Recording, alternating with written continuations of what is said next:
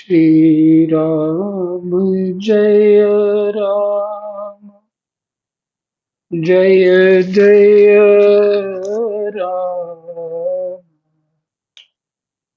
राधे श्याम राधे श्याम जय जय राधे श्याम श्री राम श्री राम श्री गणेशाय नमः श्री सीतारामाभ्यां नमः श्री हनुमते नमः श्री उमापते नमः श्री गुरुवे नमः सब संतन की जय जय जय जय सीताराम राधे श्याम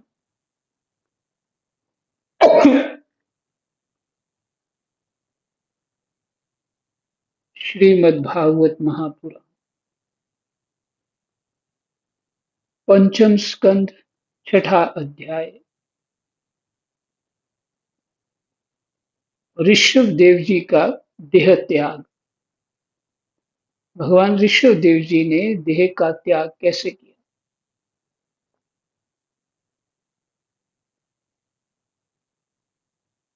राजा परीक्षित ने पूछा,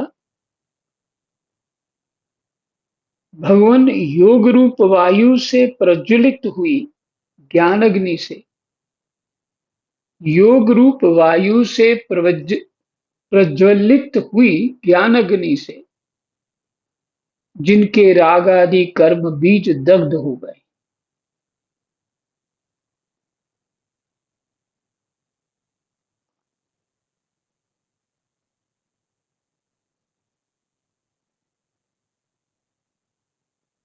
परमात्मा में चित्त लग जाना ही योग है। अब कौन सा योग कहोगे ये तो आपकी समझ है, क्योंकि पतंजलि कहते हैं चित्त निरोध ही योग है।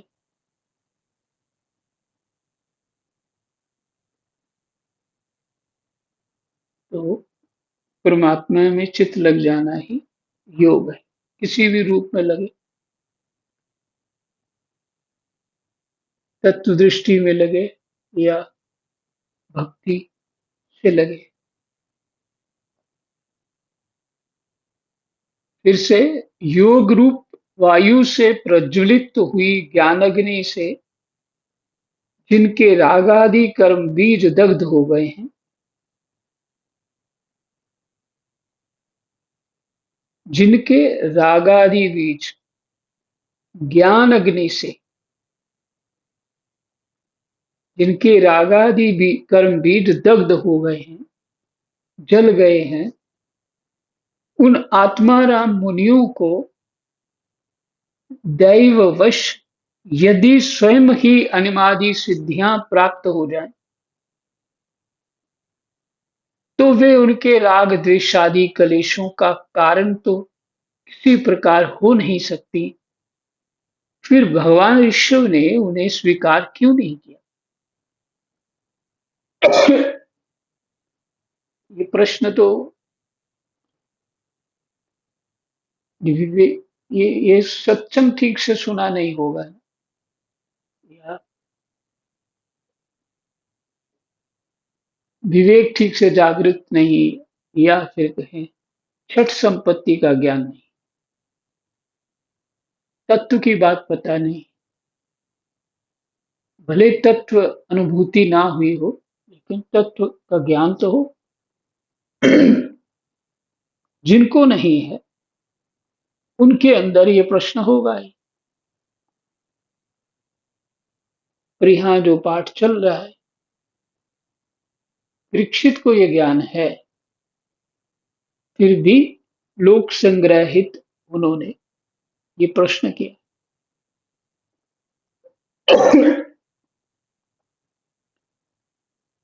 परीक्षित कोई साधारण जीव नहीं, जो पांचों पांडवों में शक्ति थी वो अकेले परीक्षित में थी। है ना अद्भुत बात। श्री सुखदेव जी ने कहा तुम्हारा कहना ठीक है, किंतु संसार में जैसे चालाक व्याध अपने पकड़े हुए मृग का विश्वास नहीं करते,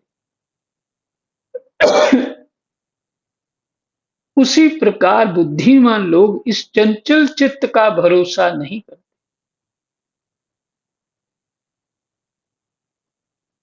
चंचल चित्त का भी भरोसा नहीं करते। कौन? बुद्धिमान लोग।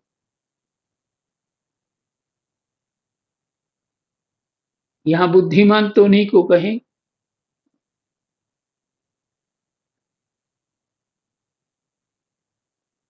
योग रूप वायु से प्रज्वलित हुई ज्ञान अग्नि से जिनके राग आदि कर्म बीज दग्ध हो गए।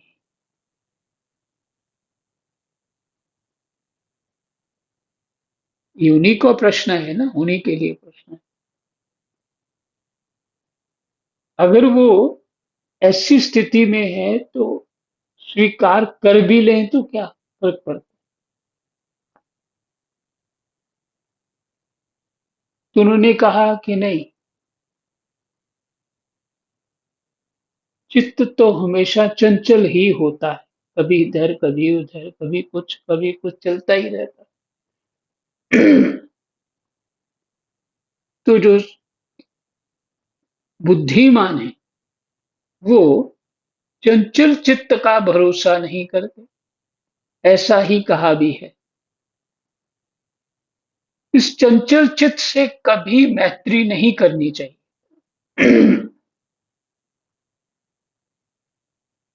इसमें विश्वास करने से ही मोहिनी रूप में फंसकर महादेव जी का चिरकाल का संचित तप क्षीण हो गया था।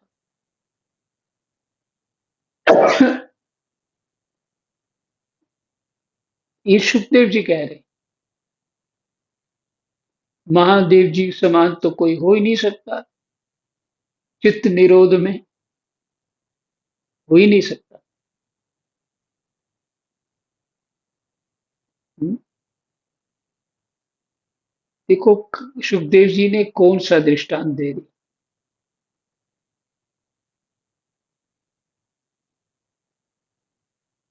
इस चंचल चित्त से कभी मैत्री नहीं करनी चाहिए। इसमें विश्वास करने से ही मोहिनी रूप में फंसकर महादेव जी का चिरकाल का संचित तप क्षीण हो गया था।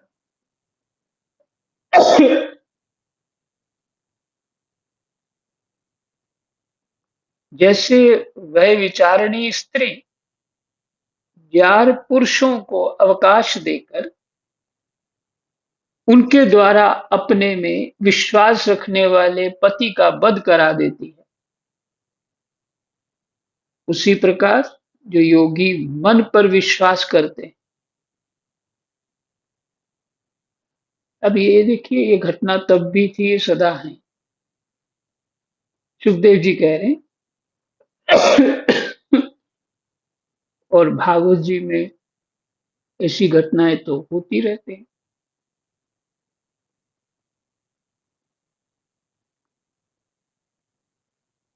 विश्वास रखने वाले पति का वध करा देती है, उसी प्रकार योगी मन पर विश्वास करते हैं। उसी प्रकार जो योगी मन पर विश्वास करते हैं, उनका मन काम और उसके साथी क्रोध आदि शत्रुओं को आक्रमण करने का अवसर देकर उन्हें नष्ट भ्रष्ट कर देता है।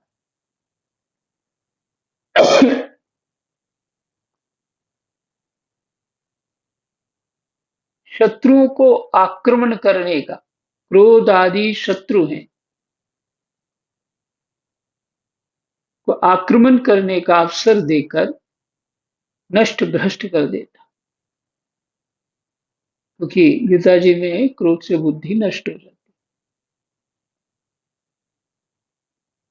बुद्धि नष्ट तो फिर वो प्राणी क्या रहा, वो खत्म हो गया। काम, क्रोध, मद, लोभ, मोह और भय आदि शत्रुओं का तथा कर्म बंधन का मूल तो ये मन ही है। काम, क्रोध, मद, लोभ, मोह और भय आदि शत्रुओं का तथा कर्म बंधन का मूल तो ये मन ही है। इस पर कोई भी बुद्धिमान कैसे विश्वास कर सकता है?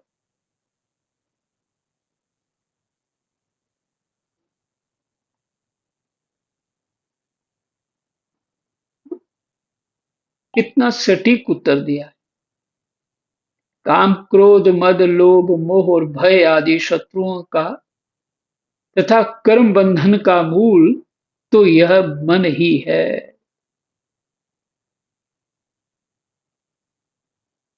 मन को जो जो अच्छा लगता है, पहले तो देखता सुनता है तो वहां अच्छा लगता है, फिर वैसा बनना चाहता है। मन ही तो करता है ना। कोई चीज स्वाद आ गई तो फिर रुकता नहीं, और दे दो और दे दो।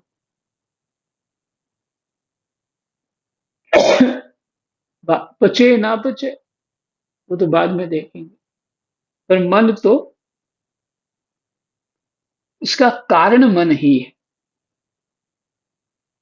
इस पर कोई भी बुद्धिमान कैसे विश्वास कर सकता है?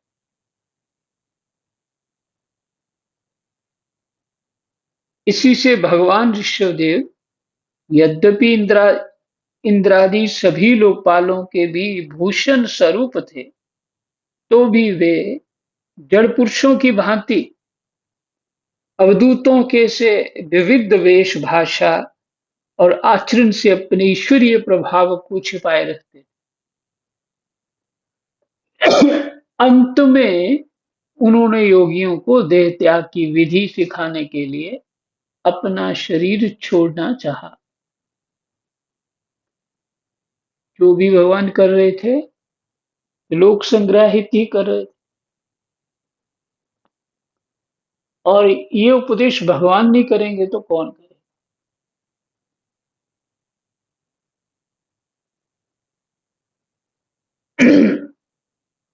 तो शरीर, पहले तो परमहंस कैसे रहते हैं वो दिखा दिया, राजा कैसा होना चाहिए वो दिखा दिया, बच्चों को उपदेश कैसे करना है वो भी दिखा दिया, अब देह त्याग कैसे करना है वो दिखाने जा रहे हैं। अंत में उन्होंने योगियों को देह त्याग की विधि सिखाने के लिए अपना शरीर छोड़ना चाहा। वे अपने अंतःकरण में अभेद रूप से स्थित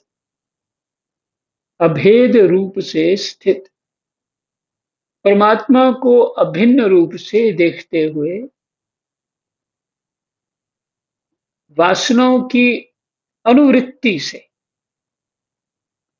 छूटकर वासनाओं की अनुवृत्ति से छूटकर लिंग देह के अभिमान से भी मुक्त होकर उपराम हो गए। फिर से सुनिए। वे अपने अंताकरण मन बुद्धि चित्त अहंकार, अपने अंताकरण में अभेद रूप से स्थित परमात्मा को अभेद रूप स्थित है। परमात्मा सब में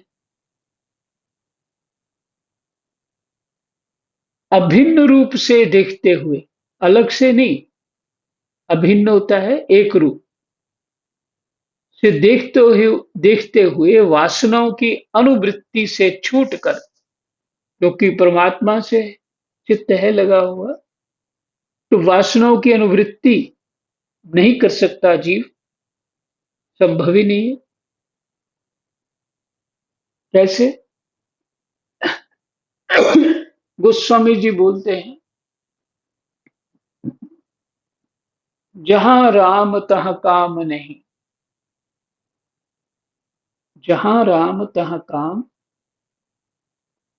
तुलसी कबहू न रह सके, रवि रजनी एक ठाम। दिन और रात एक जगह नहीं रह सकते।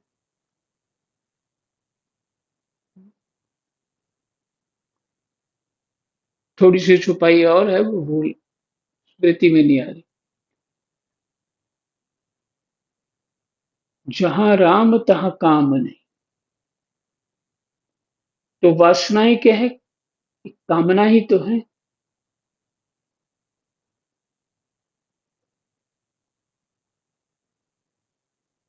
वासनाओं की अनुवृत्ति, वासनाओं की चाह में लग जाना, अनुवृत्ति करना, उसकी पीछे चलना, जो वासनाओं की इच्छा होना, ये छूट कर लिंग देह के अभिमान से भी मुक्त होकर उपराम हो गए।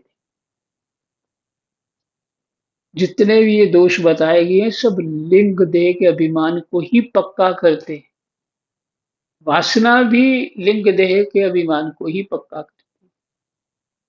कामनाएं जो है हमारी, वो लिंग देह का अभिमान को ही पक्का करती है। केवल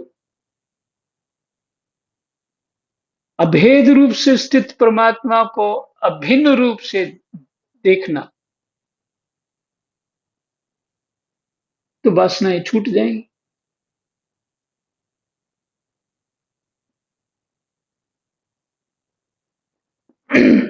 वही तो, अहम तो ही छोड़ना है ना।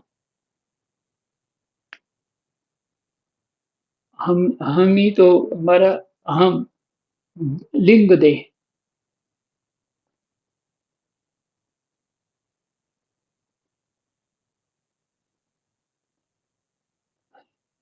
सारी कामनाएं लिंग देह को पुष्ट करती। और ये दोष भी काम क्रोध लोभ मोह अहंकार,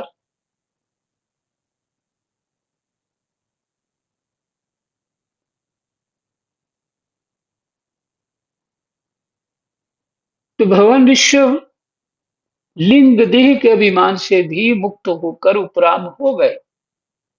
इस प्रकार लिंग देह के अभिमान से मुक्त भगवान ऋषभ देव जी का शरीर योग माया की वासना से केवल अभिमानाभास के आश्रय ही इस पृथ्वी तल पर विचरता था। अभिमानाभास, तो जब सूर्य निकलता है, निकलने से पहले ही प्रकाश हो जाता है। ये सूर्य अभी निकला नहीं है, प्रकाश हो जाता है, तो ये आभास है, सूर्य निकलने का आभास। इसी तरह अभिमान से मुक्त भगवान ऋषभ देव का शरीर योग माया की वासना से केवल अभिमानाभास के आश्रय ही इस पृथ्वी तल पर विचरता था।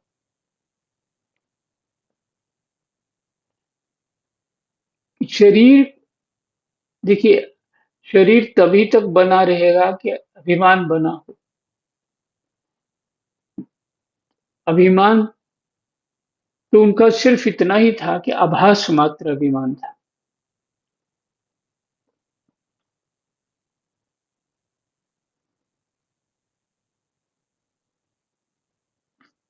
ये अभिमान भी लिंग देह जो होता है, उसके कारण से होता, और वो अविद्या रूपी है, यानी अज्ञान से ही बना हुआ है। वह देववश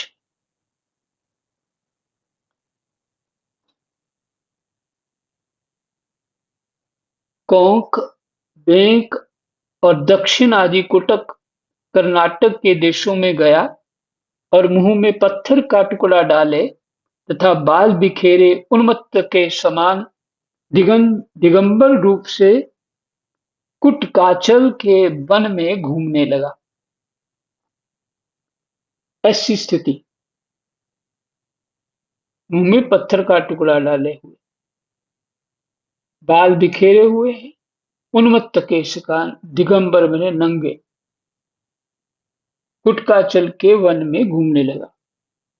इसी समय झंझावात से झकझोरे हुए बांसों के घर्षण से प्रबल दावाग्नि धधक उठी और उसने सारे वन को अपनी लाल लाल लपटों में लेकर ऋषभदेव जी के सहित भस्म कर दिया।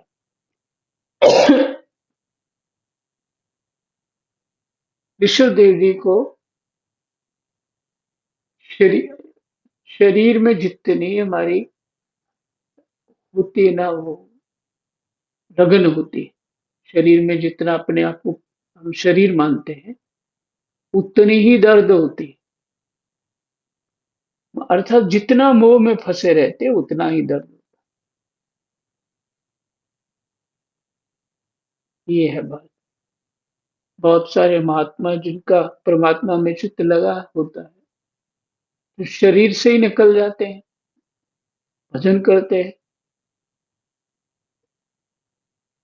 फिर शरीर में आ जाते हैं।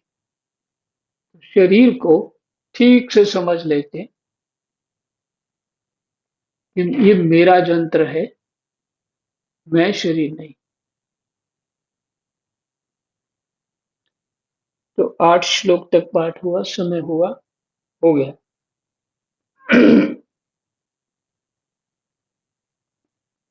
तो ऐसे आज विश्वदेव जी ने शरीर छोड़ दिया, क्योंकि देखने में तो लगता है कि वो जल के मरे, तो ये तो बड़ा हो गया, क्या बोलते हैं इसको, ये अच्छा नहीं हुआ, कुछ और भी बोलते हैं। याद नहीं आ रहा। अ, अकाल मृत्यु हो गई या इत्यादि इस तरह का जो कहा जाता है। पर भजन साधन करने वाले वो किसी प्रकार भी मर जाए, दुर्गति नहीं हो सकती। और ये तो भगवान है, उनकी लीला है। अच्छा, वो गंधारी और धृतराष्ट्र भी ऐसे ही शरीर छोड़ा था उन्होंने, अग्नि लगा।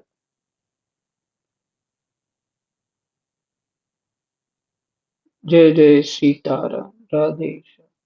कृष्णाय वासुदेवाय हरे परमात्मने प्रणतः क्लेशनाशाय गोविन्दाय नमो नमः।